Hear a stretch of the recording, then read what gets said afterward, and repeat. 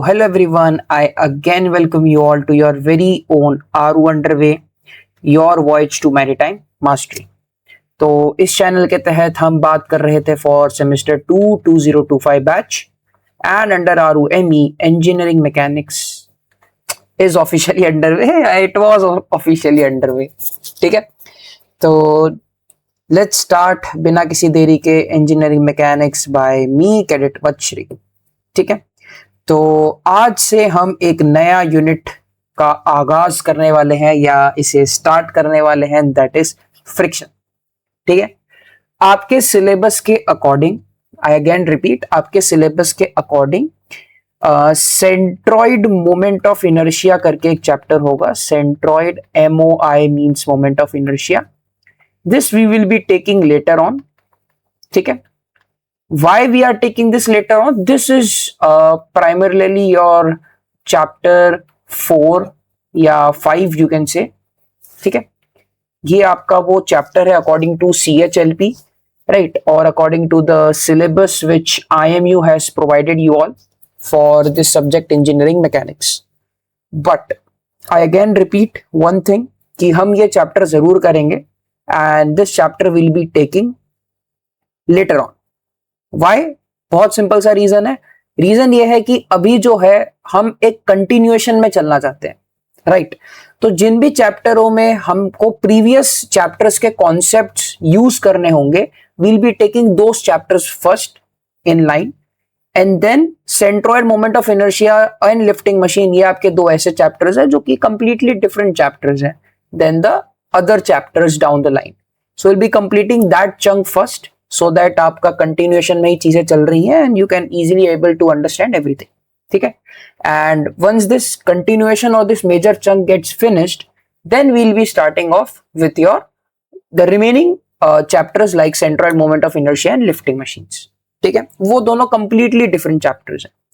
तो प्लीज घबराना मत, ये मत सोचना कि अरे यार सर ने तो सीधा CGMI छोड़ दिया और फ्रिक्शन पे चले गए, ये क्या है, ऐसा वैसा ये वो. No need to worry, I am there. हम आपके सारे चैप्टर्स आपको बहुत अच्छे तरीके से कवर कराएंगे इंजीनियरिंग मैकेनिक्स में. Just stay with us and believe in us. ठीक है, तो चलिए बिना किसी देरी के let's start this new chapter, chapter number 4 friction. तो आज हम लोग इंडेक्स में क्या क्या पढ़ने वाले हैं? Today we'll be studying principles of friction, static and kinetic friction. we'll be studying laws of friction and we'll be seeing coefficients of friction. आज का जो चैप्टर में जो टॉपिक है, दिस इज ऑल बेसिक्स. ठीक है, कुछ चीजें आपको ऑलरेडी पता होंगी, कुछ चीजें आपके लिए नहीं होंगी, right. But I want each and everything which you are writing, it should be there in your notebook. ठीक है, जो भी यहाँ पे लिखा हुआ रहेगा, ये सब चीजें आपके नोटबुक में प्रेजेंट होनी चाहिए, वेदर यू नो और यू डोंट नो. ठीक है, तो चलिए बिना किसी देरी के let's start this chapter called as friction. Chapter start करने से पहले आप यहाँ पे देख सकते हो कि मैंने एक क्वेश्चन लिखा है कि why there is a need to understand friction. इस चीज को समझना क्यों है, राइट. क्यों समझना है हमें फ्रिक्शन? आपको पता है ये टॉपिक जो है ये फिजिक्स के अंदर आता है. ठीक है, इंजीनियरिंग मैकेनिक्स जो हमारा सब्जेक्ट है, that is also a broad category in physics. ठीक है, एक ब्रॉड डोमेन है फिजिक्स के अंदर. फिजिक्स क्या है? फिजिक्स बेसिकली स्टडी है नेचर और नेचुरल फिनोमिनन की. वो नेचुरल फिनोमिनन जो हमारे आसपास ही हो रहे होते हैं, right. Physics talks about all those natural phenomenon which are happening just around us and we can even see them and we even apply them, right. तो वो जो फिनोमेनन या वो जो चीजें हमारे आजू बाजू हो रही हैं, उनको हमें समझने के लिए कुछ तो चीजों को समझना पड़ेगा, तभी हम उन चीजों को समझ पाएंगे, उन फिनोमेनन को समझ पाएंगे, या उन फिनोमेनन को अपनी लाइफ में अच्छे से और अप्लाई कर पाएंगे, right. For example, I've taken 3 basic example. ठीक है, this is 1, this is 2, this is 3. पहले एग्जाम्पल में हमारे पास यहाँ पे है Raju.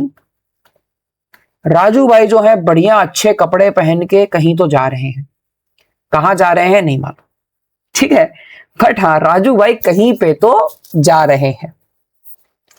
Question that arises in our mind is that how he is able to walk, how this Raju is able to walk, ये चल कैसे पा रहा है. ठीक है, सेकेंड एग्जाम्पल देखो, यहां पे एक गाड़ी है, इस गाड़ी की हालत जो है वो पहले से ही खराब है. ठीक है, इस गाड़ी की हालत जो है वो पहले से ही खराब है. पीछे से हमारे पास यहाँ पे आया एक ट्रक. ठीक है, ये देखो यहाँ पे एक ट्रक आया, मैंने ऑलरेडी मार्क कर रखा है. इस ट्रक ने जैसे ही इस खराब हालत वाली गाड़ी को देखा, गाड़ी की हालत तो वैसे भी खराब है, ट्रक चाहे तो इसको उड़ा सकता था बहुत आसानी से, लेकिन ट्रक ने क्या किया, गाड़ी को देख के ट्रक चलाने वाले के अंदर ह्यूमैनिटी आ गई, थोड़ी सी दया भावना आ गई, इंसान इंसान को देख के. तो ट्रक वाले ने क्या किया, what did the truck driver do is that he applied brakes. ठीक है, यहां पे इस केस में क्या हुआ, इस पॉइंट ऑफ टाइम पे एप्लीकेशन ऑफ ब्रेक्स. ठीक है, एप्लीकेशन ऑफ ब्रेक्स. अब उसने ये ब्रेक्स को अप्लाई किया, जैसे ही ब्रेक्स को अप्लाई किया ट्रक क्या हुआ, स्टॉप हो गया, and that car is saved. So how was the truck able to stop from such a high speed? एक पर्टिकुलर वेलोसिटी से ट्रक चल रहा था, वो कैसे सीधा 0 मीटर पर सेकेंड के स्पीड या वेलोसिटी पे पहुंच गया. How did this happen. ठीक है, थर्ड केस देखते हैं. थर्ड केस में ये मोहतरमा को देखो, इसका नाम रख देते हैं रानी. एक है राजू, एक है रानी. ठीक है, रानी जी जो है ये इस बॉक्स को बड़ी मेहनत से मूव करने की ट्राई कर रही है. एक नाकामयाब कोशिश, अ फेल्ड अटेम्प्ट. ठीक है, कोशिश अच्छी है, ट्राई कर रही है लेकिन हो नहीं पा रहा. Right, she is applying the force in this direction. Box के ये दोनों एंड्स ही जो है वो मूव हो रहे हैं. ठीक है, ये दोनों एंड्स, यहां के जो एंड्स है, दिस एंड इज फिक्स्ड, ये मूव नहीं हो रहा. ठीक है, ये जो है वो ये मूव नहीं हो रहा, सिर्फ ये पर्टिकुलर एंड्स देखो ये मूव हो रहे हैं.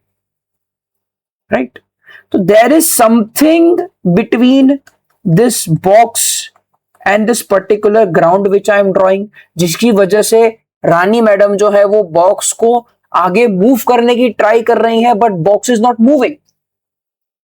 Right, so I showed you 3 natural phenomena. All these 3 natural phenomena are very basic, very easy to understand, very easy to imagine and very easy to experience. Walking हम experience करते ही हैं.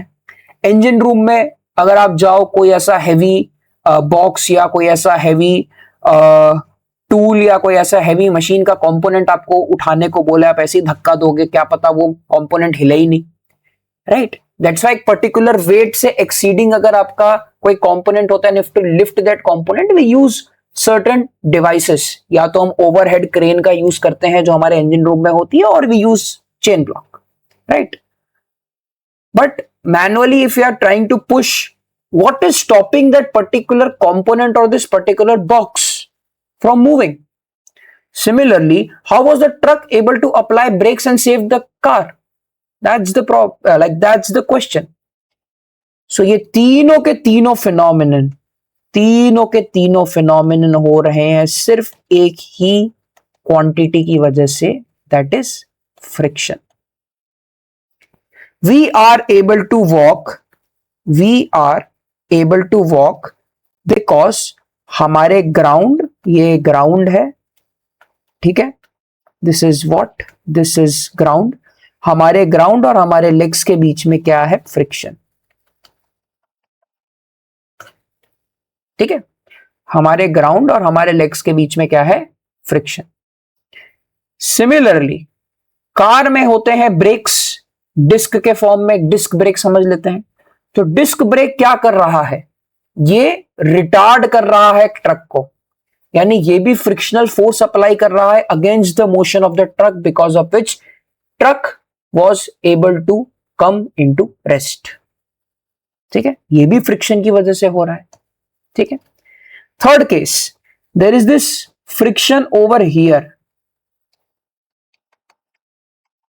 There is what, friction over here, ground और इस particular box के बीच में friction है, because of विच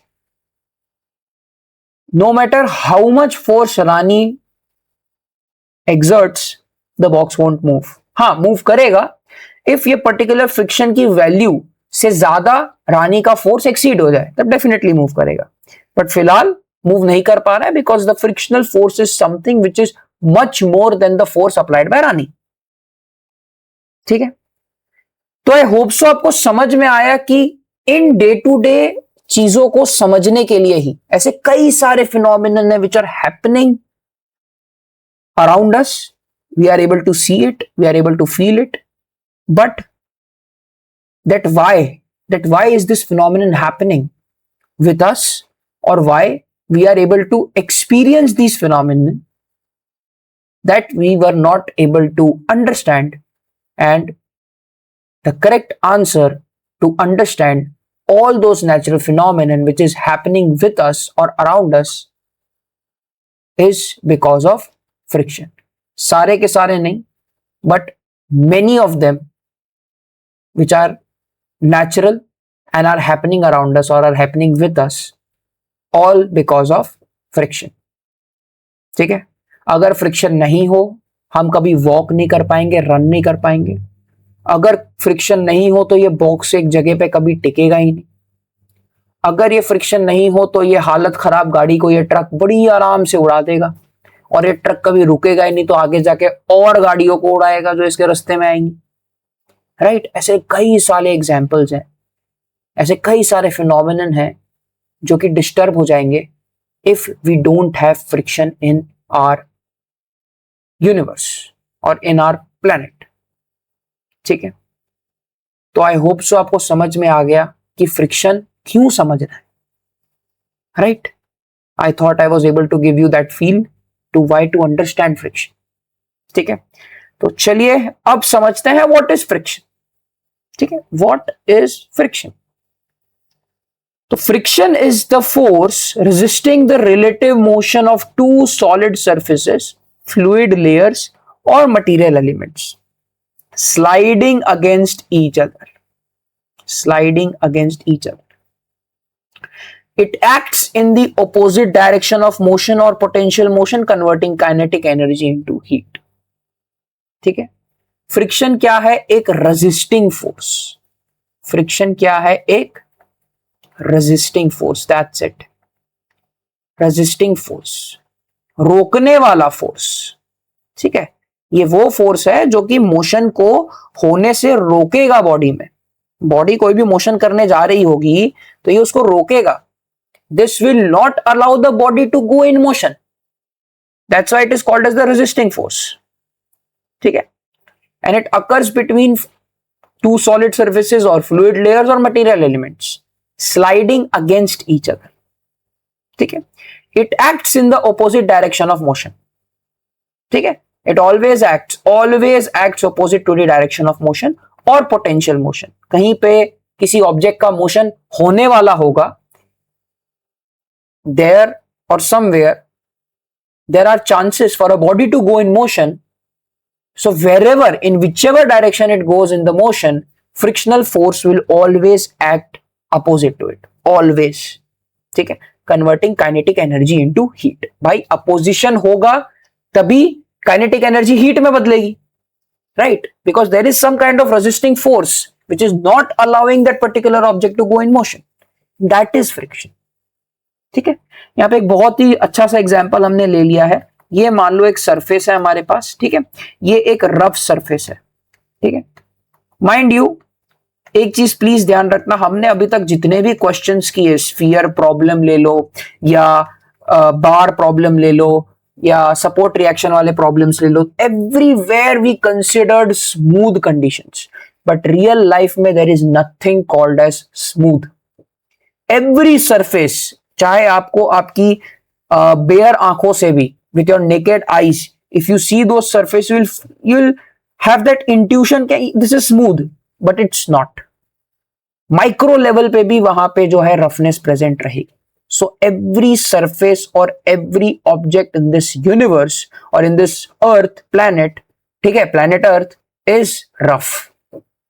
कोई भी स्मूथ नहीं है, कहीं पे भी फ्रिक्शनल फोर्स जीरो नहीं होता रियल लाइफ में.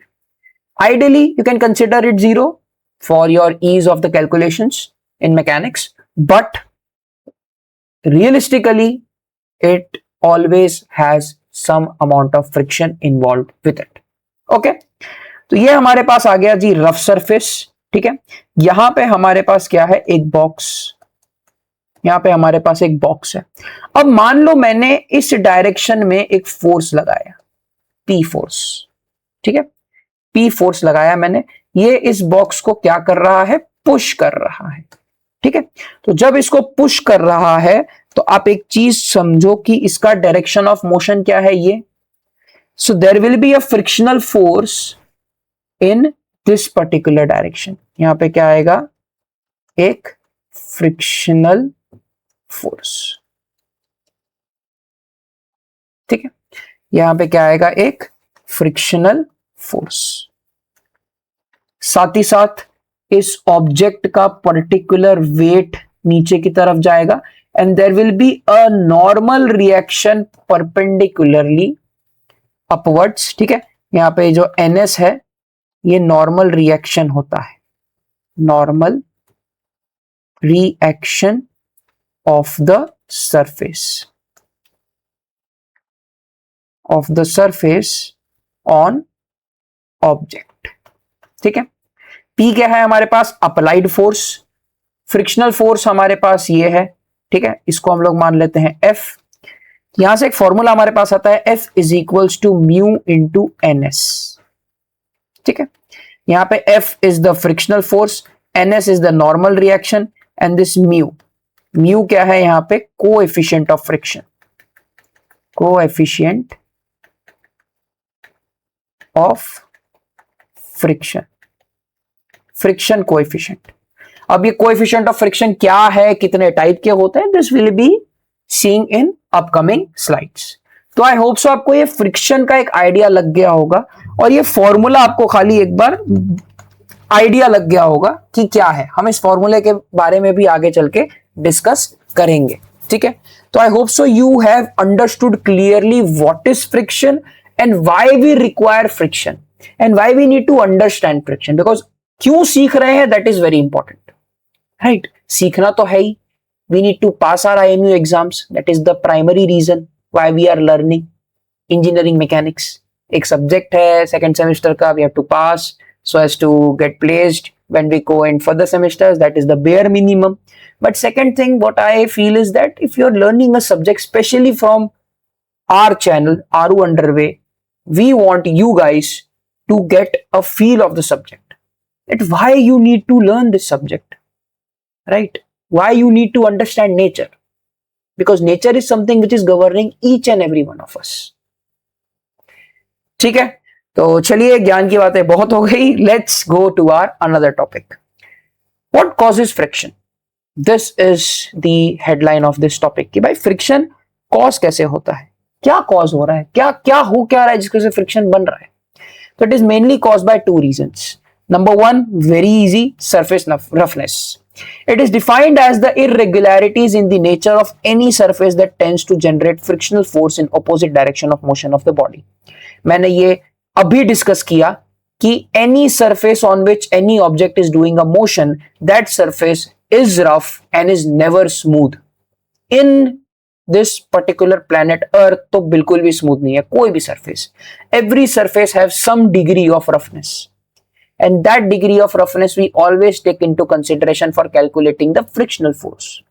So as to understand how much force I have to apply to overcome this frictional force and make our object come into motion. That's it. तो एक तो surface roughness की वजह से friction हमारा cause होगा. Second is molecular adhesion. Molecular adhesion क्या होता है? It refers to the attractive forces. Adhesion मतलब क्या? Adhesive forces मतलब क्या? Attractive forces. मॉलिक्यूल्स के बीच में. तो मॉलिक्यूल्स के बीच में जो अट्रैक्टिव फोर्सेस होते हैं जैसे इलेक्ट्रोस्टैटिक फोर्स, वंडरवॉल फोर्सेस और chemical bonds that develop between atoms and molecules at interface of two surfaces in contact.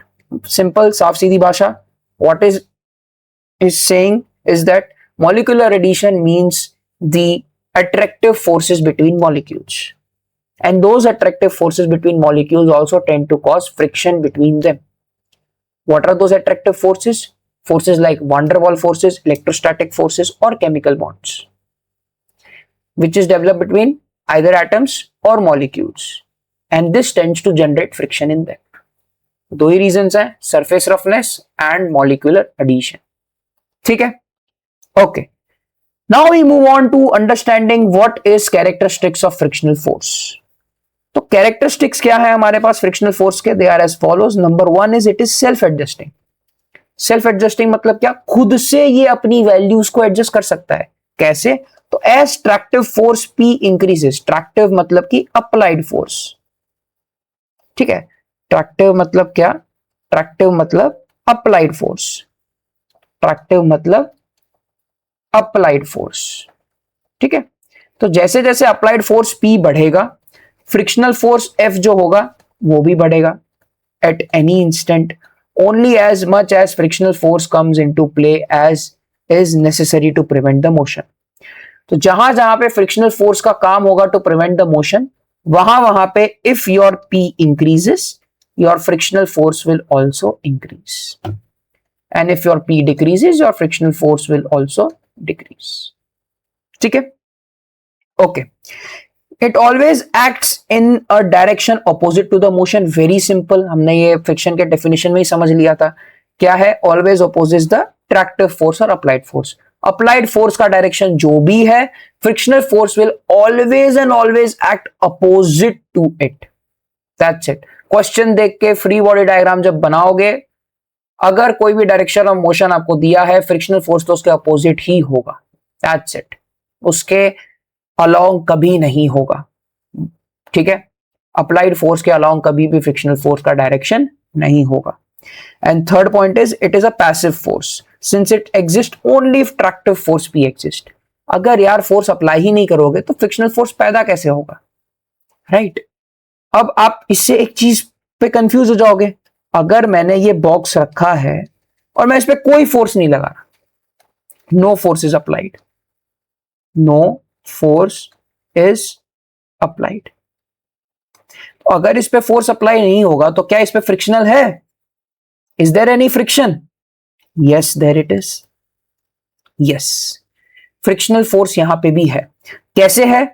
तो यार फोर्स अप्लाई नहीं कर रहा है ऐसा किसने बोला? यहां पे नीचे की तरफ वेट है, ये नॉर्मल रिएक्शन तो है ना. तो ये नॉर्मल रिएक्शन और वेट एक दूसरे को काउंटर कर रहे हैं, तभी तो ये बॉक्स जो है वो इसके ऊपर स्टेबल है. तो यहां पे भी तो फ्रिक्शनल फोर्स का खेल आया ना. That's it. तो just understand one thing, it is a passive force, it is not at all active force. Active force वो है जो आप अप्लाई कर रहे हो. Active force is defined as that force which you are applying. Passive force is something which only exist if there is a active force present. अगर कोई applied force होगा ही नहीं, फ्रिक्शन फोर्स जनरेट ही नहीं होगा. And if there is a applied force, there will be always and always frictional force. That's it. So these are some of the characteristics of frictional force. I hope so आपको समझ में आया होगा. Right, these are very easy and very easy to remember if you just know the definition of friction. आप आराम से ये characteristics और ये कॉजेस को समझ सकते हो. ठीक है, you don't need to mug up, but हाँ, ये आपके नोटबुक में लिखे हुए रहने चाहिए. ठीक है, चलिए अब इसी के साथ हम समझते हैं what are the types of friction. कितने टाइप के फ्रिक्शनल फोर्स होते हैं? 3 तरीके के फ्रिक्शनल फोर्स होते हैं. कौन कौन से? Static friction, limiting friction and kinetic friction. ठीक है, एक एक करके समझते हैं. स्टैटिक फ्रिक्शन क्या होता है? It is the friction experienced bye a body when it is at rest. जब भी कोई बॉडी हमारा रेस्ट पे होता है तो क्या लगता है उसके ऊपर? Static friction. तो ये क्या हमने जो अभी पिछला एग्जांपल डिस्कस किया उस पर बैठ रहा है? बिल्कुल. ये किसका एग्जांपल है? This is a clear cut example of static friction. This is a clear cut example of static friction. ठीक है, और in other words It is the friction when the body tends to move. Its value is higher than kinetic friction and it tends to prevent the motion. ठीक है, इसकी value हमेशा kinetic friction से ज्यादा ही होगी, हमेशा. It can never be less than kinetic friction. Why? Because it is a frictional value of object at rest. Object पे कोई मोशन हो नहीं रहा, कोई फोर्स लग नहीं रहा, जिसकी वजह से कोई मोशन हो नहीं रहा. So because of this, उसके ऊपर लगने वाला frictional force will be maximum, because of which it is at rest. Right? So what is a limiting friction? It is defined as the maximum static friction. Limiting friction क्या है? Maximum static friction just before the motion starts. मतलब motion, object का motion में आने से पहले जो maximum static friction उसके ऊपर लगेगा, that is the limiting friction. ठीक है. And what is kinetic friction? Very simple. एक रेस्ट पे है, एक मैक्सिमम है, तो एक क्या होगा? मोशन का फ्रिक्शन. तो it is defined as friction experience by the body when it is in motion. Very easy, when it is in motion. It is also called as dynamic friction, दूसरा नाम है. Its value is lower than static friction and it tends to oppose the motion of the body. यानी अगर object हमारा move होगा, listen, I am telling you in both the languages, just listen. सबसे पहले हिंदी में, कोई भी ऑब्जेक्ट अगर मूव होगा, होने से पहले वो रेस्ट पे है, रेस्ट पे उसके ऊपर लगेगा स्टैटिक फ्रिक्शन. जस्ट होने से पहले जो मैक्सिमम स्टैटिक फ्रिक्शन उसके ऊपर लगेगा, that will be the limiting friction. And when the object is in motion, motion में आना स्टार्ट हो गया, तब उसके ऊपर जो फोर्स लगेगा, that will be kinetic friction. I'll again repeat this in English. Number one case, when the object is at rest, the frictional force acting on it is the static friction. When the object is just about to come in motion, the frictional force which is going to be act on that particular object will be maximum and it will be limiting friction. And whenever this limiting friction is overcome, what we get is kinetic friction, which says that the object has now started to move due to the tractive force or the applied force on it. ठीक है. अब kinetic friction हमारे पास दो तरीके के और होते हैं, मतलब काइनेटिक फ्रिक्शन में दो और टाइप्स हैं, सब types, sliding friction and rolling friction. Very easy, नाम से ही हमें समझ में आ रहा है what are the difference. Sliding friction is what? It is a friction experience by a body when it slides over another body. ये एक तरीके का हमारे पास स्लाइडिंग फ्रिक्शन ही है. This is what? This is a sliding friction example. ठीक है. वहीं पे रोलिंग फ्रिक्शन क्या है? It is a friction experience by a body when it tends to roll over another body. यानी कि ये एक रफ सरफेस है, इसके ऊपर एक बॉल रख दो, बॉल का डायरेक्शन ऑफ रोटेशन ये है, तो ये एक तरीके का रोलिंग फ्रिक्शन हो जाएगा. क्या हो जाएगा ये? Rolling friction. मतलब जब ऑब्जेक्ट रोल कर रहा है with respect to other object, then it is rolling friction, then the friction experience is rolling friction. And whenever the object which is in motion slides over another object, then it is called as, then the frictional force developed is called as sliding friction. And दोनों के दोनों kinetic friction ही है, right? ठीक है. So now we'll be understanding this limiting friction in detail. ठीक है. आपके सामने एक ग्राफ हमने यहाँ पे डाल दिया है. ठीक है. इस ग्राफ को हम समझने की कोशिश करेंगे कि लिमिटिंग फ्रिक्शन क्या है. और let me tell you, if you understand this graph, it will be very easy for you to understand all the three definitions that we discussed. ठीक है. Okay. So during static condition, as the applied force is increased from zero value. ठीक है. During static condition, static condition मतलब कि object rest पे है. ठीक है. तो ड्यूरिंग स्टैटिक कंडीशन मतलब कि रेस्ट कंडीशन. ठीक है. रेस्ट कंडीशन पे as the applied force is increased from zero value, the frictional force increases in direction proportion to the applied force. मतलब कि ये अप्लाइड फोर्स है, ये फ्रिक्शन है. ठीक है. ये क्या है हमारे पास? फ्रिक्शन है. This is what? This is friction. ठीक है. अप्लाइड फोर्स का ये डायरेक्शन है, फ्रिक्शन का ये डायरेक्शन. इस पॉइंट से जैसे जैसे हमारा अप्लाइड फोर्स इंक्रीज हो रहा है, आपको समझ में आ रहा होगा कि हमारा जो है वो फ्रिक्शन भी इंक्रीज हो रहा है. 2 इज ग्रेटर देन 1. ठीक है. इंक्रीज होते जा रहा है. अब देखो, एक ऐसा पॉइंट आएगा, हम क्या कर रहे हैं? हम फोर्स लगाते जा रहे हैं. स्टैटिक कंडीशन ही है अभी भी, यहां तक क्या है, रेस्ट कंडीशन ही है अभी भी. This is what, this is rest condition only, nothing else. इस पॉइंट तक, ठीक है, this is O, this is A point तक there is only rest condition. ठीक है, ए पॉइंट तक, मतलब कहने का मतलब ये है कि from O to A we are just applying the force, and due to that application of the force the frictional force is also increasing, which is keeping the body at rest. Now at a certain stage is reached when the applied force is just sufficient to overcome friction. मतलब अब A point पे क्या होगा, A point से frictional force जो है वो reduce होना स्टार्ट हो जाएगा और अप्लाइड फोर्स जो है वो उतना ही रहेगा. मतलब A to B क्या हो रहा है हमारे पास, यहां पे देखो, 0 से A क्या हो रहा है, frictional force.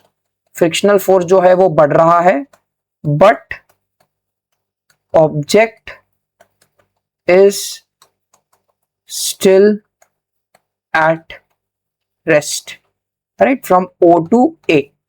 Now A to B में क्या हो रहा है, A to B में हमारे पास क्या हो रहा है, A to B में हमारे पास हो रहा है force applied is now enough to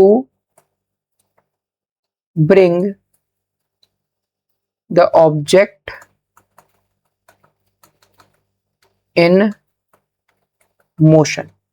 तो अब इसकी वजह से क्या होगा, स्टैटिक फ्रिक्शन जो होगा, static friction, this will get converted into kinetic friction.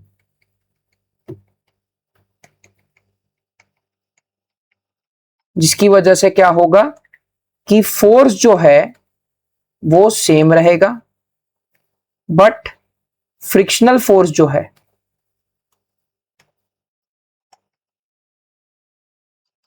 ये क्या होगा, reduce. And from B to C is again the kinetic condition, मतलब कि मोशन वाला कंडीशन, और इस केस में जो है वो फ्रिक्शनल फोर्स जो है वो सेम ही रहेगा. ठीक है, फ्रिक्शनल फोर्स सेम ही रहेगा, अप्लाइड फोर्स तो इनफ था ही उसको ओवरकम करने के लिए. And then you keep on increasing the applied force. यहां पे आप अप्लाइड फोर्स बढ़ाते जाओ, आपका फ्रिक्शनल फोर्स जो होगा दैट विल बी सेम. ठीक है, तो देखो क्या बोला जा रहा है, at a certain stage is reached when the applied force is just sufficient to overcome friction and motion of the body takes place. मतलब मोशन अब हो जाएगा बॉडी का. Hence limiting force of friction may be defined as the maximum value, this we have already discussed, of frictional force which exists when a body just begins to slide. ये अभी हमने देखा definition में, over the surface of another body. ठीक है, when the applied force or tractive force P is less than limiting friction, the body remains at rest. Yes, tractive force अभी कम है तो बॉडी रेस्ट पे ही रहेगी, और ट्रैक्टिव फोर्स जैसे ही limiting friction से ज्यादा हो गया वैसे ही क्या होगा, and the friction static friction which may have value from 0 and limiting friction. मतलब कि जैसे लिमिटिंग फ्रिक्शन से ज्यादा ट्रैक्टिव फोर्स की वैल्यू होगी, ऑब्जेक्ट हमारा मोशन में आ जाएगा और static friction will get converted into kinetic friction. And now no matter how much you increase the force, the frictional force which is opposing that particular force will remain the same. ठीक है, तो I hope so आपको ये चीज समझ में आया.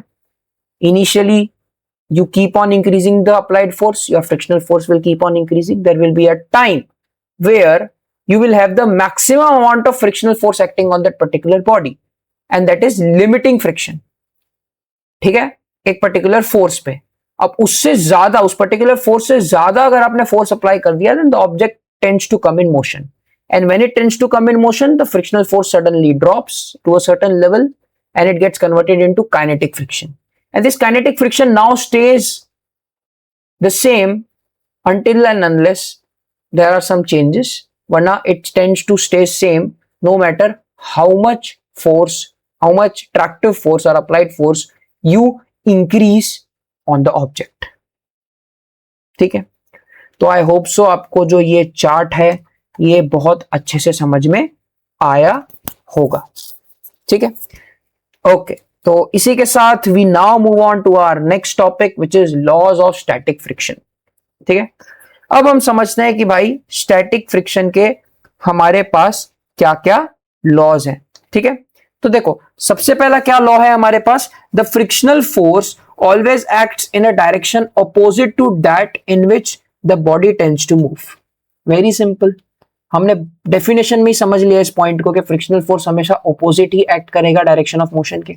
Second point is what, the frictional force is directly proportional to the normal reaction between the surfaces, यानी कि ये जो फ्रिक्शनल फोर्स है this is directly proportional to the normal reaction. This we have seen when we understood definition of friction, ठीक है। इसको हम आगे भी समझेंगे, right.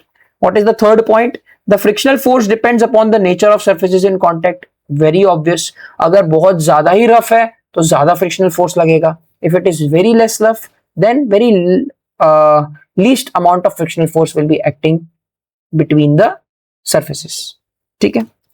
And last point is the frictional force is independent of the area and shape of contacting surfaces.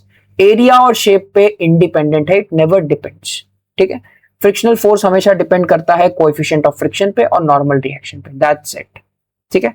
किस पे depend करता है ये, किस पे डिपेंड करता है, it depends on only two factors. Number one, coefficient of friction, coefficient of friction, and next is normal reaction,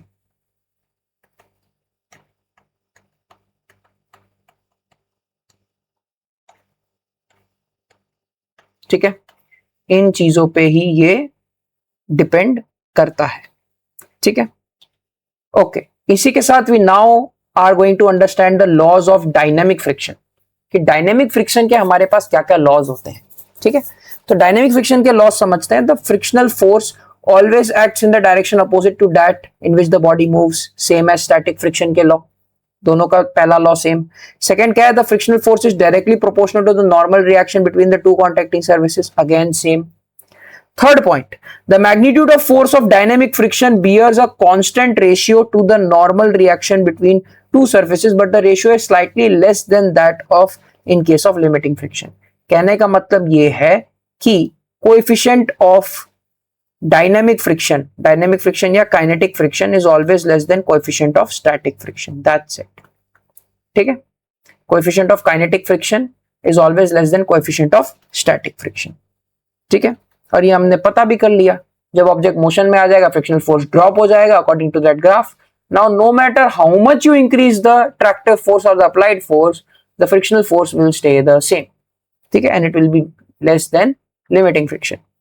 last point is the frictional force remains constant for moderate speeds but decreases slightly with increase in speed, ठीक है। एक particular moderate speeds पे frictional force constant ही रहेगा, मगर जैसे आप speed बढ़ा दोगे तो फ्रिक्शनल फोर्स थोड़ा सा कम हो सकता है, ठीक है। बट ये अगर बड़े बड़े केसेस में हमें सिग्निफिकेंटली ड्रॉप दिखता है, but in very minute cases this is always neglected, this particular drop is always neglected in very minute cases, but in large cases where we have to study the frictional force, there we have to consider this, ठीक है। तो I hope so आपको laws of static friction and laws of dynamic friction समझ में आ गया होगा। Both of them have 2 points the same, only that third and fourth point are different, that's it.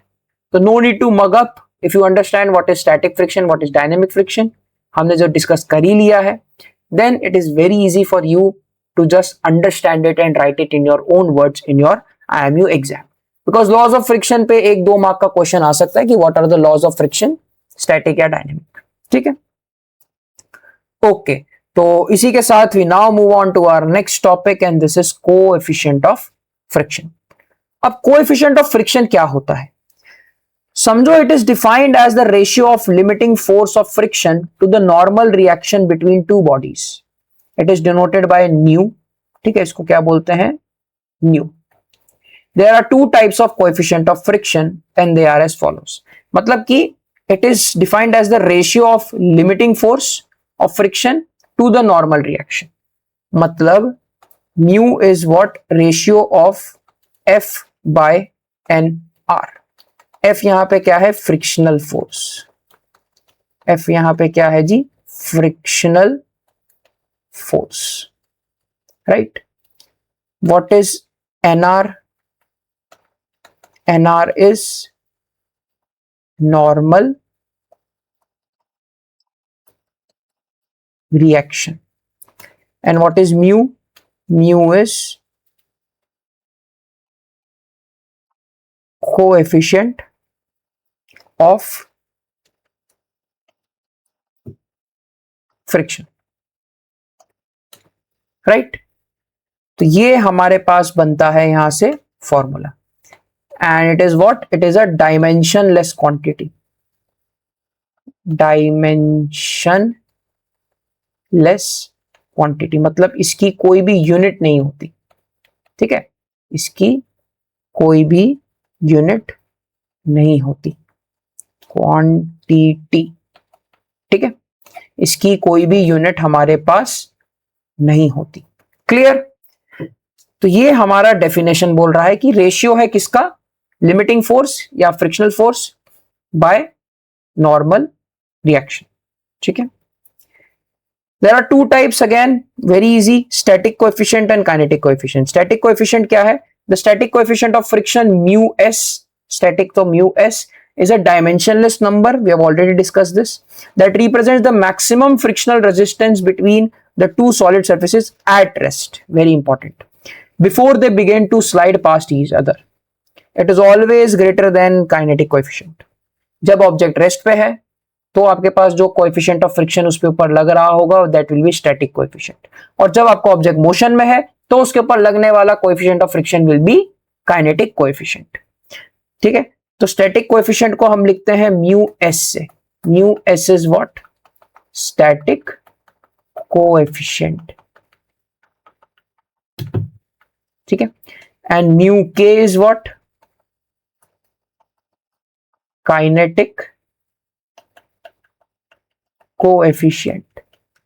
और एक और लाइन जो वहां पे लिखी है कि mu S is always greater than mu के, वेरी इंपॉर्टेंट।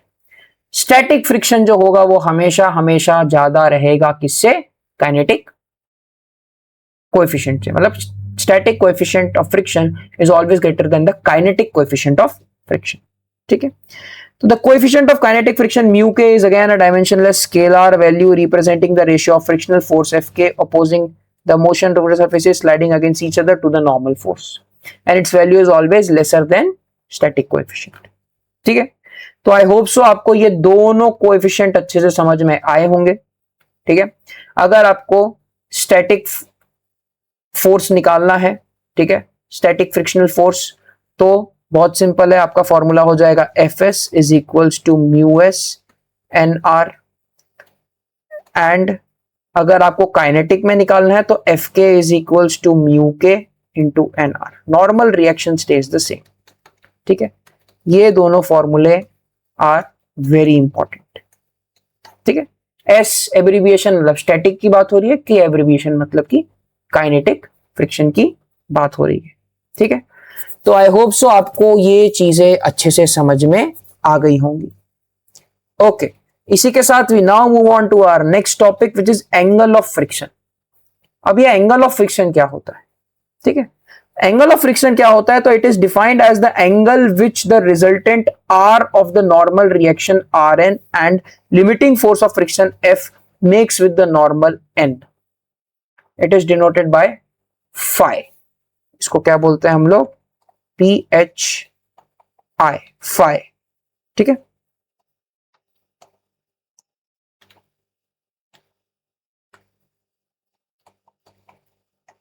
परफेक्ट। देखो यहां पर हमारे पास क्या है जी, एक बॉक्स है, ये रहा, ये हमारे पास क्या है, एक रफ सरफेस है, this is what, this is a rough surface, ठीक है। नीचे की तरफ ये W है, वेट ऑफ द बॉक्स, ठीक है। यहां सेंटर से यहां पे लग रहा है P नाम का ट्रैक्टिव फोर्स इस डायरेक्शन में, तो फ्रिक्शनल फोर्स कहां लगेगा, यहां पे लगेगा, ये डिनोटेड है, ठीक है। अब देखो यहां पे लग रहा है नॉर्मल रिएक्शन आर एन, और इसका जो है टोटल रिएक्शन फोर्स मतलब कि रिजल्टेंट फोर्स जो है वो कुछ इस डायरेक्शन में लग रहा है, ठीक है। और ये जो एंगल बना दिस इज फाई। तो यहां से हमें क्या पता चलता है, अगर मैं tan फाई लगाऊं तो this is what frictional force perpendicular upon में बेस, यानी कि फ्रिक्शनल फोर्स को हम लिखते हैं small f by R N, वही है definition. It is defined as the angle which the resultant R of the normal reaction R N, ठीक है, रिजल्टेंट आर बना रहा है नॉर्मल रिएक्शन आर एन के साथ वो angle, and limiting force of friction F max with the normal reaction N, ठीक है। तो it is defined as the ratio of the frictional force to the normal reaction, ठीक है। तो phi is equals to tan inverse F by R N, that's it. This is what angle of friction, ये phi जो होगा ये angle of friction ही होगा। किसके बीच में बन रहा है, रिजल्टेंट फोर्स और नॉर्मल रिएक्शन के बीच में, ठीक है। तो आई होप सो आपको एंगल ऑफ फ्रिक्शन भी समझ में आ गया होगा, ठीक है। ओके, इसी के साथ हमारे आज के जो भी टॉपिक्स हैं वो सारे खत्म हो गए, ठीक है। तो आई होप सो आपको यहां तक चीजें समझ में आई होंगी। अब जो भी हमने चीजें समझी हैं we are going to apply those concepts and we are going to solve very basic questions today, ठीक है। आज हम हाई लेवल पे नहीं जाएंगे, but definitely in upcoming videos of this particular chapter will be definitely going to higher level questions, ठीक है, जिनकी प्रोबेबिलिटी आपकी IMU एग्जाम्स में आने की बढ़ जाती है in your section C particularly, because that is the only section in your exam which has questions of higher weightage than section A and section B.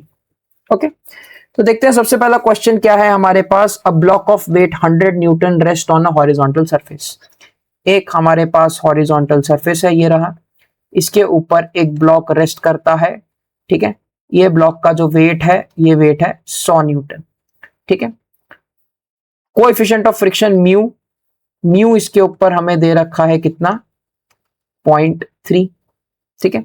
Find frictional force, very easy, mu S होगा ये, क्योंकि box जो है वो हमारा rest condition पे है, तो रेस्ट कंडीशन पे उसके ऊपर कौन सा फ्रिक्शनल फोर्स लगेगा, स्टैटिक फ्रिक्शनल फोर्स। तो F S is equals to mu S into N R. Normal reaction कुछ इस डायरेक्शन में लग रहा होगा, तो क्या मैं ये बोल सकता हूं कि N R is equals to 100 newton only, right. तो F S is equals to 100 into mu S is what 0.3, F S is equals to 30 newton, यानी 30 न्यूटन जो है वो फ्रिक्शनल फोर्स यहाँ पे लग रहा होगा, जिसकी वजह से ये पर्टिकुलर ऑब्जेक्ट जो है वो किस में है, रेस्ट में। मतलब इस ऑब्जेक्ट को मुझे मोशन में लाने के लिए क्या करना पड़ेगा, 30 न्यूटन से ज्यादा का फोर्स लगाना पड़ेगा। उतना अगर मैं लगा देता हूं, 31 भी लगा देता हूं, 30.1 भी लगा देता हूं, object will show some kind of motion, ठीक है। तो इसी के साथ let's move on to our next question. A block of weight 100 newton has mu 0.25, a horizontal force of 20 newton is applied, will the block move? let's see। यहाँ पे हमारे पास क्या है, एक हॉरिजॉन्टल सरफेस है, यहाँ पे हमारे पास ब्लॉक रखा हुआ है, this is how much, this is 100 Newton's, okay. And यहाँ पे ब्लॉक की तरफ से, सॉरी सरफेस की तरफ से लगेगा नॉर्मल रिएक्शन, इस सरफेस पे फ्रिक्शन है 0.25, ठीक है। यहाँ पे हमने एक हॉरिजॉन्टल फोर्स लगाया है कितना, 20 न्यूटन का, ठीक है। तो हमें यह बताना है कि क्या ब्लॉक मूव करेगा कि नहीं।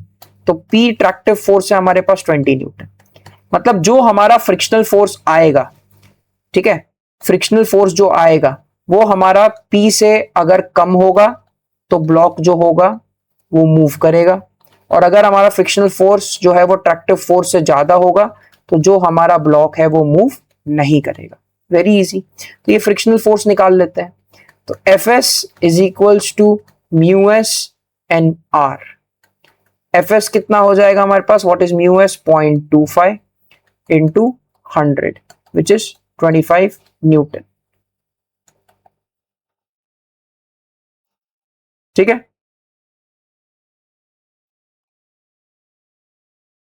तो Fs हमारे पास आ गया 25, मतलब frictional force is more than the tractive force. तो ब्लॉक जो होगा वो क्या होगा, will not move.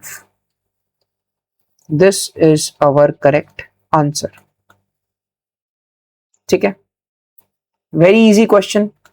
These questions are just being done for you guys so that आपका एक बेस जो है वो सेट हो जाए। ठीक है, ओके, तो let's see the next question. A body of weight 300 Newton is lying on a rough horizontal plane having a coefficient of friction as 0.3.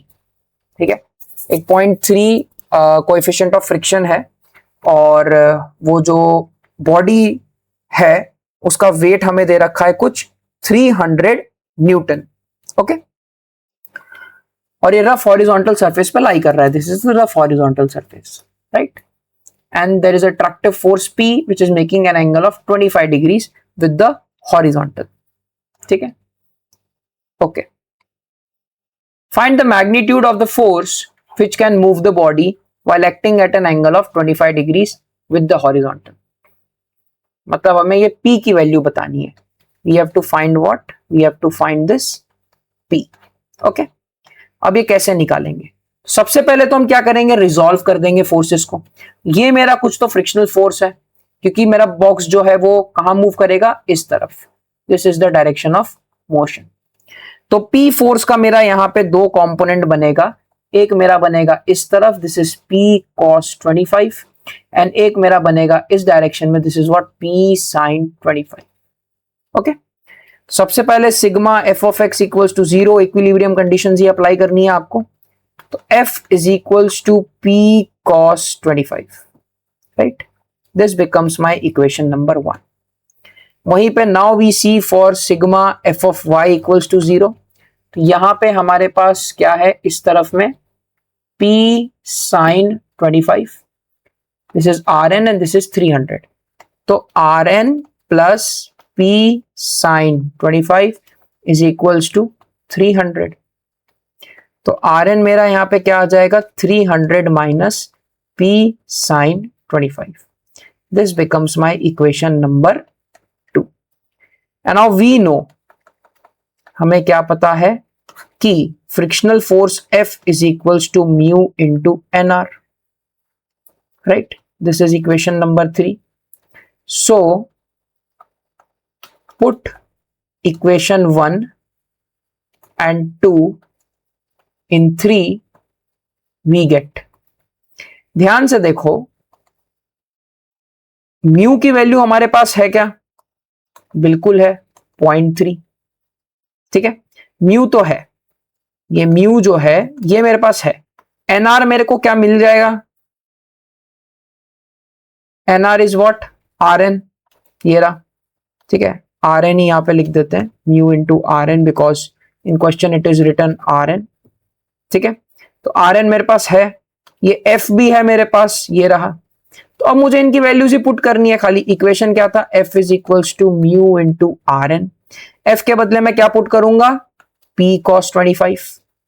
So P cos 25 is equals to what is mu, mu is 0.3 into Rn।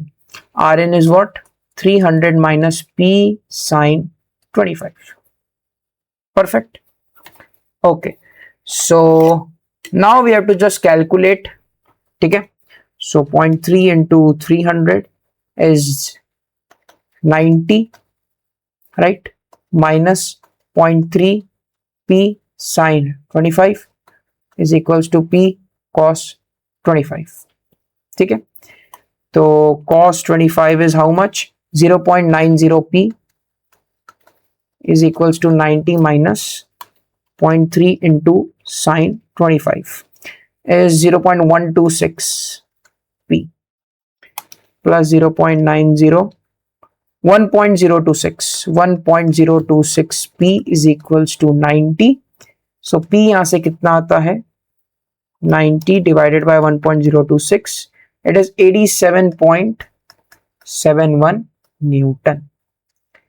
87.71 newton का force आप लगाओगे, then you will get your object in motion. ठीक है, then it can easily move the body. So a force, attractive force of 87.71 Newton will move the body, will move the body.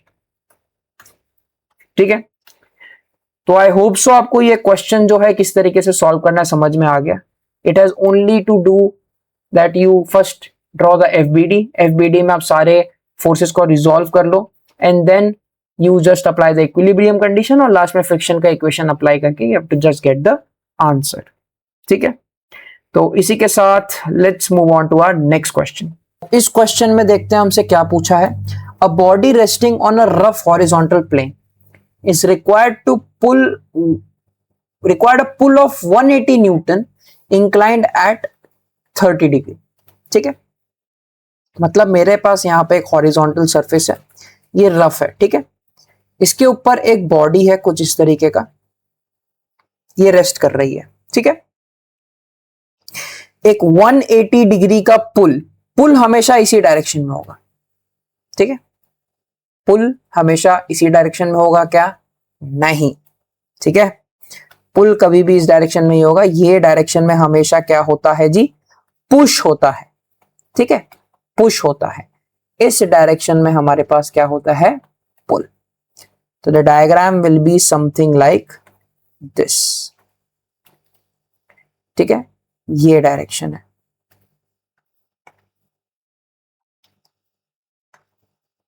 ये particular direction की बात हो रही है. ठीक है, it is required a pull of 180 newton at an angle of 30 degree to the plane. 30 degree to the plane just to move it. इससे क्या होगा? ये मूव होगा. ठीक है, it was found that a push of 220 newton, यानी यहाँ पे सेकेंड है केस हमारे पास. ये सेम बॉक्स हमारे पास है, सेम ऑब्जेक्ट. यहाँ पे अब हमारे पास लगा पुश 220 न्यूटन का 30 डिग्रीज पे. ठीक है, inclined at 30 degrees, 220 newton, 220 newton. ठीक है, inclined at 30 degree to the plane, just move the body. ठीक है, मतलब कि पुल जो है, ये केस कौन सा है मैं यहाँ पे अभी इरेज कर देता हूं इन चीज को so that it becomes clear to you. This is the case of pull and this is a case of push. मतलब 180 न्यूटन का पुल करके आपने ऑब्जेक्ट को जो है वो जस्ट मूव किया, और आपने पुश जब किया 220 न्यूटन का inclined at 30 degree to the plane, it moved the body. ठीक है, हमें क्या निकालना है? Weight of the body and the coefficient of friction. यानी we have to find two things. Number 1, weight of the body, weight यानी कि W, और second thing is what we have to find is coefficient of friction, यानी कि mu हमें निकालना है. ये दो चीजें हमें यहां पे निकालनी है. Right, okay. एक चीज हम समझ जाते हैं यहां पे इसका फ्री बॉडी डायग्राम बना के कि इस पर्टिकुलर डायरेक्शन में यहां पे कुछ तो नॉर्मल रिएक्शन होगा, सेम यहां पे कुछ तो नॉर्मल रिएक्शन होगा. ये नॉर्मल रिएक्शन सेम ही होंगे बिकॉज वेट सेम है ना, इसीलिए. और यहां से ही नीचे की तरफ हमारे पास इसका कुछ तो W वेट होगा. ठीक है, तो हम हमारे इक्विलिब्रियम कंडीशंस ही लगाएंगे. Apply equilibrium conditions. ठीक है, Why I took this chapter in continuation is because हम अब इसमें मास्टर हो गए इक्विलिब्रियम कंडीशंस अप्लाई करने में. सबसे पहला condition sigma F of X equals to 0. तो चलो एक्स में कोई फोर्स है क्या? केस 1 देखते हैं सबसे पहले. केस 1 क्या है हमारे पास? पुल का. ठीक है, तो पुल में देखो हमारे पास इस पर्टिकुलर डायरेक्शन में क्या है? 180 cos 30. पुल जो होगा वो ऐसे मूव करेगा ऑब्जेक्ट को, तो फ्रिक्शनल फोर्स जो होगा वो इस केस में ऐसे लगेगा, और इस केस में कहां लगेगा फ्रिक्शनल फोर्स? ऐसे. ठीक है, और ऊपर की तरफ एक और एक फोर्स लगेगा, that is what? 180 sin 30. Similarly इधर इस पर्टिकुलर डायरेक्शन में there will be 220 cos 30, not sin, this is cos 30. ठीक है, 220 cos 30 एंड इस पर्टिकुलर डायरेक्शन में क्या लगेगा 220 sin 30। हमने यहाँ पे फोर्सेस को रिजॉल्व कर लिया। तो केस 1 देखते हैं। सबसे पहला हमारे पास ये है, तो F इज इक्वल्स टू 180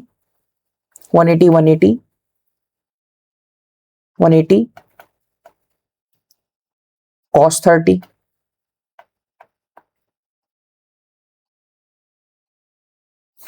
ठीक है, और तो कोई फोर्स यहां पे मुझे दिख नहीं रहा। ठीक है जी, परफेक्ट। यहां से मेरे पास F क्या आ जाएगा केस 1 का, विच इज F1। ठीक है, केस 1 का क्या आ जाएगा 180 cos 30, तो 155.88 Newton will be the frictional force F1। ठीक है, वहीं पे हमारे पास केस 2 पे आ जाते हैं। अब केस 2 क्या है पुश का, तो पुश में again frictional force will be equals to what 220 cos 30 over here. ये पॉजिटिव डायरेक्शन में है, ये नेगेटिव में है। ठीक है, यहां से F2 मेरे पास कितना आ जाएगा 220 cos 30 is how much 190.52 Newton's. Clear, very easy till now, कोई दिक्कत नहीं है। ठीक है, अब सेम चीज हम करेंगे sigma F of Y equal to 0 पे। सबसे पहले हम लगाएंगे for case number 1 which is what pull. ठीक है, अब यहां पे देखो हमारे पास क्या है, एक तो 180 sin 30 है पॉजिटिव, एक एनआर है पॉजिटिव, बट वेट है हमारे पास नेगेटिव। तो 180 sin 30 plus N R is equals to W। This becomes equation 1. Similarly, case number 2 जो कि है पुश का, यहां पे क्या होगा हमारे पास this 220 sin 30 is again positive, right? And this NR again will be positive and this will be negative. So 220 sin 30 plus NR is equals to W.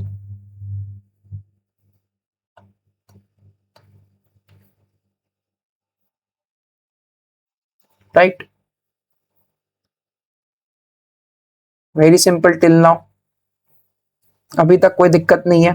यहां पे हम क्या कर रहे हैं ना, इसको अभी 1 और 2 मार्क नहीं करते, अभी हम इसमें कुछ मॉडिफिकेशन करेंगे and then will mark them 1 and 2। सबसे पहले 180 sin 30 की वैल्यू क्या होगी, 180 sin 30 की वैल्यू है 90। ठीक है, तो 90 plus N R is equals to W। ठीक है, तो एनआर मेरे पास क्या आ जाएगा W माइनस 90, क्या हो जाएगा W माइनस 90। ठीक है, तो यहां पे ये बन जाएगा मेरा इक्वेशन नंबर 1। सिमिलरली यहां पे 220 sin 30, now 220 sin 30 is I think so 1110. Okay, so NR is equals to W minus 1110, W minus 1110, W minus 1110. This becomes equation number 2. ठीक है, अब देखो now for frictional force, now for frictional force we know that क्या मालूम है हमें कि F1 is equals to mu Rn and F2 is equals to mu Rn। ठीक है, या NR ले लेते हैं यहां पे, बिकॉज क्वेश्चन में ही NR दिया हुआ है, तो will take NR normal reaction, that's it. ठीक है, ये NR1 हो जाएगा, NR2 हो जाएगा। ठीक है, अब हम क्या करेंगे, पुट द वैल्यूज।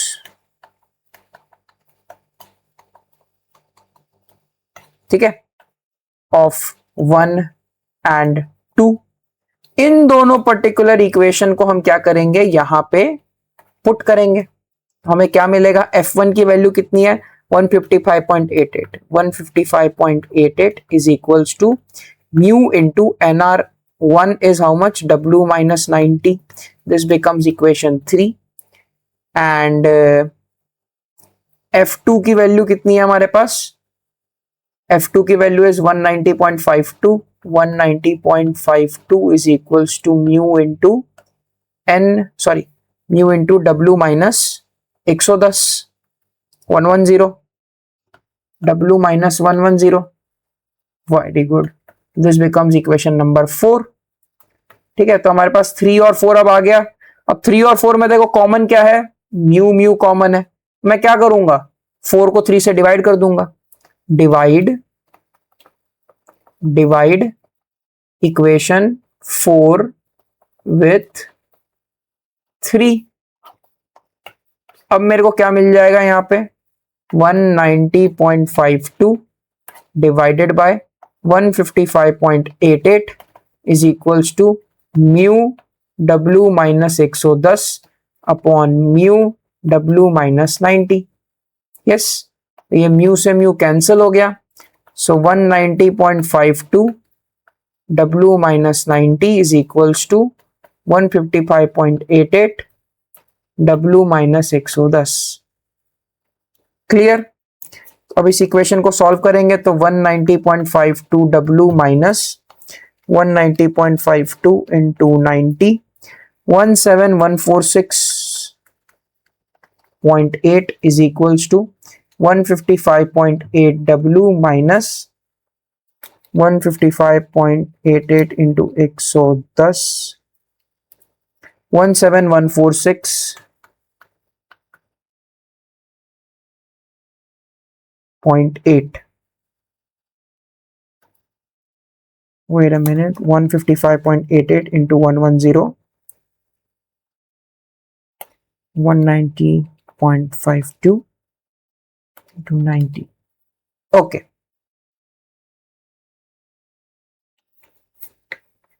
ठीक है, यहाँ पे ये दोनों सेम आ रहा है but it should not come. I think so I made a mistake. Yes, पता चल गया मेरे को मेरी गलती. And this is this one. ये डायरेक्शन होगा, not this, because it's a push case. Pull case is 100% correct. Push case में वो ऑपोजिट साइड में लगेगा, जिसकी वजह से इसका ये जो कंपोनेंट होगा ना, ये इस तरफ आ जाएगा, विच मीन्स यहाँ पे this will be W plus 110, W plus 110, W plus 110. So this is plus. ये चीज वहां चली जाएगी. 17146.8 इंटू 2, 34293.6. ठीक है, and this thing goes that side, right. So 190.52 minus 155.8 is 34.72 W, 34.72 W. So W becomes how much? 34293.6 divided 34.72. We get the answer as 987.71 Newton. ठीक है, इतना हमारे पास वेट आ जाएगा. अब हमें यहाँ पे वेट्स पता चल गए. अब हम इनको किसी भी इक्वेशन में रख सकते हैं. For example if you put that weight value over here, तो म्यू मेरे पास कितना आ जाएगा यहाँ पे 155.88 divided by how much is weight 987.71 minus 90, right. So 897.71 is equals to 155.88 divided 897.71, 0.173 is the value of mu. mu की वैल्यू हमेशा जो होती है वो 1 से कम ही रहती है in all cases. ठीक है, ये चीज का ध्यान आपको रखना है, because this gives you a hint of checking your answer, right? So really sorry for that one mistake, right? I am not at all editing my mistakes. I am also a human being. I am also meant to make some errors. ठीक है, push का direction जो होता है, I'll just show you over here very fast and very easily. Push का direction ये side पे होता है, ठीक है, इसीलिए पुश यहां लग रहा था, एंड पुल का डायरेक्शन जो होता है वो हमेशा ये साइड पे होता है, ठीक है, मतलब इस साइड पे एक तरीके से होता है। तो push is like you are pushing something to a particular direction, and pull is like you are moving the object towards you, ठीक है, टुवर्ड्स यू। समझ में आई बात? ओके, पुश का मतलब क्या है, you are moving the object away from you, ठीक है, I just write it over here. Push का मतलब क्या होता है, moving an object away from you, moving an object away from you. And pull का मतलब क्या होता है, moving an object towards you. Clear? Okay, तो आई होप सो आपको ये चीजें, इतनी बातें समझ में आ गई होंगी, ठीक है। तो हमने यहाँ पे इस क्वेश्चन के माध्यम से वेट और कोएफिशिएंट ऑफ फ्रिक्शन दोनों को निकाल लिया। तो चलिए इसी के साथ let's move on to our next question, which is this: determine the frictional force developed on the block as shown in the figure when P यानी ट्रैक्टिव फोर्स इज 40 न्यूटन और अप्लाइड फोर्स या tractive force is 80 newton. दो cases हैं यहाँ पे, एक बार 40 Newton लग रहा है, एक बार 80 न्यूटन लग रहा है। Coefficient of static and kinetic friction between the block and the floor are 0.3 and 0.25। Also find the value of P when the block is about to move. ठीक है, सबसे पहले हमें फ्रिक्शनल फोर्स निकालना है, सबसे पहले हमें क्या करना है, फ्रिक्शनल फोर्स को डिटरमाइन करना है। ठीक है, तो सबसे पहले देखते हैं हम लोग केस नंबर 1। केस 1 किसके लिए, 40 न्यूटन के लिए। तो 40 न्यूटन है, अगर यहाँ पे P को हटा के यहाँ पे 40 लिख दो तो इसके दो कंपोनेंट बनेंगे, एक इस तरफ 40 cos 30, राइट, और एक डाउनवर्ड में बनेगा 40 sin 30। ये वेट है ही डाउनवर्ड में, एक यहाँ पे NR नॉर्मल रिएक्शन होगा, राइट। तो again sigma F of X equals to 0। अब डायरेक्शन ऑफ मोशन क्या है, ये है, this is what, this is the direction of motion. ठीक है, I will just show it in a clear way. Okay, so this is what, this is the direction of motion. तो frictional force कहां लगेगा, opposite direction में, यहां पे। ठीक है, तो sigma F of X equals to 0, so F is equals to 40 cos 30।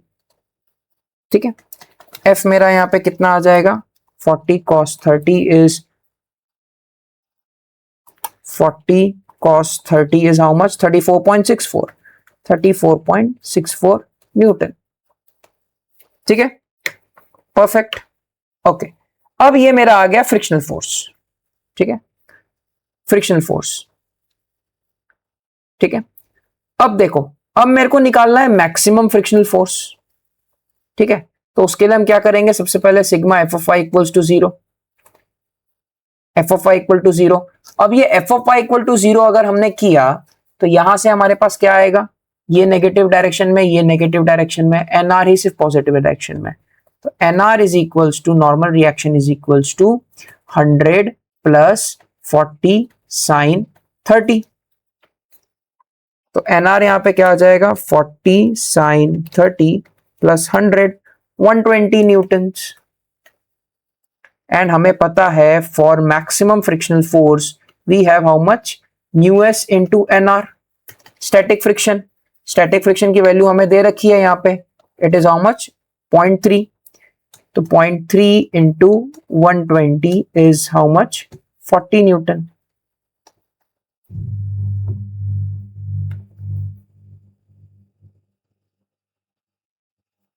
Right, very simple. And if we want to calculate F kinetic friction, then mu k into nr. So mu k is how much, 0.25 into 120, 0.25 into 120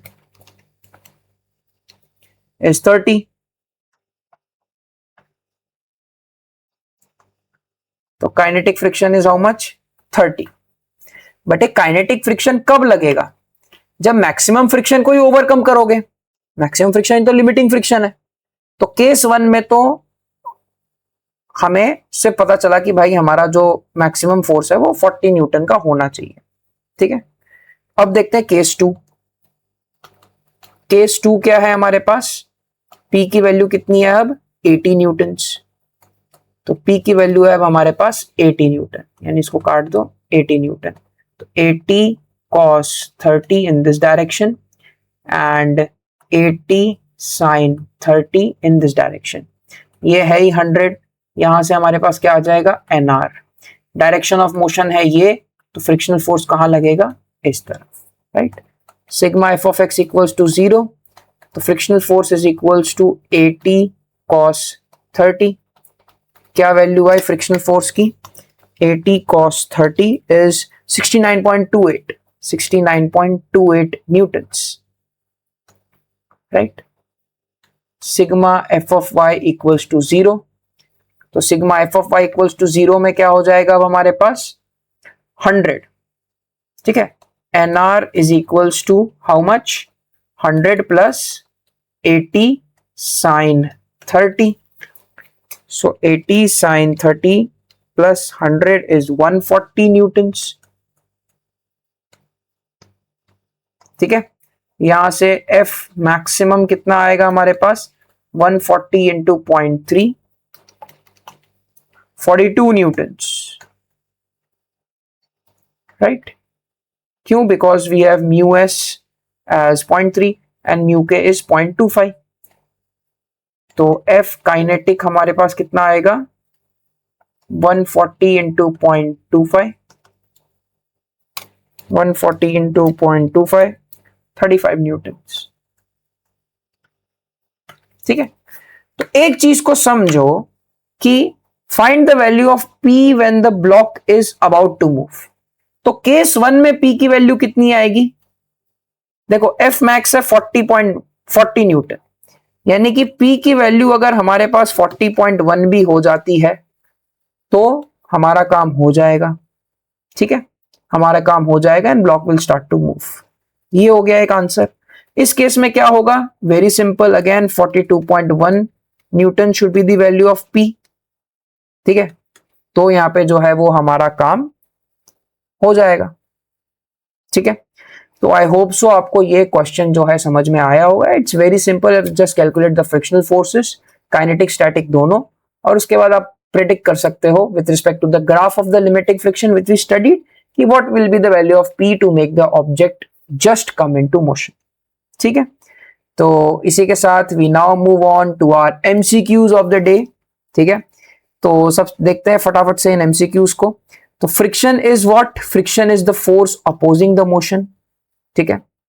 very simple, cause नहीं कर रहा, cause increase नहीं कर रहा, magnetic भी नहीं है। Friction occurs due to surface roughness, we've already discussed, not due to gravity, not due to air pressure, not due to temperature. Static friction acts before the motion starts, after the motion stops, always zero during motion, during motion तो नहीं, zero होता नहीं है, before the motion starts, after the motion भी नहीं, ठीक है। Kinetic friction acts during motion, ठीक है। Maximum static friction is called limiting friction, already discuss, ना ही डायनेमिक है, ना ही रोलिंग है, ना ही zero. Coefficient of friction is dimensionless, right, force नहीं, डिस्टेंस नहीं, वेलोसिटी भी नहीं। Relation between friction and normal reaction is that it is directly proportional, right. F is equals to N into mu, right. Friction depends on surface nature, area, weight only, volume. तो ये सिर्फ wait पे depend करेगा, area पे भी नहीं करेगा, surface nature पे नहीं करेगा और वॉल्यूम पे भी नहीं करेगा, ठीक है। Kinetic friction is less than static, ठीक है, इक्वल भी नहीं, ग्रेटर भी नहीं और जीरो भी नहीं होता, ठीक है। Unit of friction force just like another force, Newton. Friction is independent of area of contact, ठीक है, एरिया ऑफ कॉन्टैक्ट पे ये इंडिपेंडेंट होता है, ठीक है। If normal reaction increases, friction also increases, ठीक है। तो आई होप सो आपको जो है वो सारे के सारे न्यूमेरिकल्स और ये एमसीक्यूज समझ में आ गए होंगे, ठीक है। तो इसी के साथ thank you for sailing with us at are underway, your journey to mastering marine engineering है जस्ट बिगिन।